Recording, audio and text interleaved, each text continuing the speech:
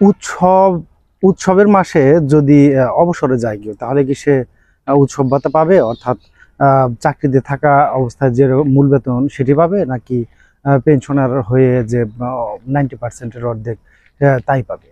অর্থাৎ পেনশনার হিসেবে উৎসব ভাতা পাবেন, নাকি কর্মরত থাকা অবস্থায় যে মূল বেতনের সমপরিমাণ উৎসব ভাতা সেটি পাবে?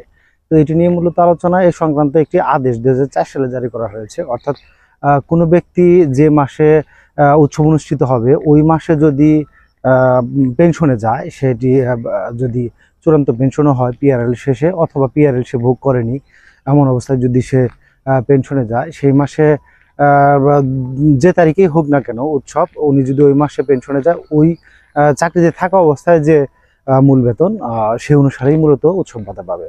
অর্থাৎ এই মাসে এই বছরের যদি 10 তারিখে কেউ যায়, পিআরএল শেষ হয়, তাহলে ঈদ হচ্ছে 17 তারিখ।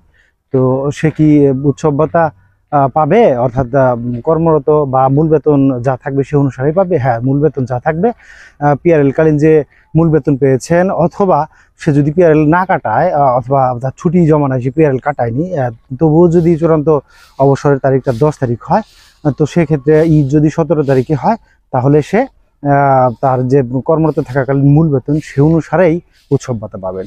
এই সংক্রান্ত আদেশের কপি আমি ভিডিও ডেসক্রিপশনে একটি লিঙ্ক দিয়ে দেবো, সেখান থেকে চাইলে দেখে নিতে পারবেন।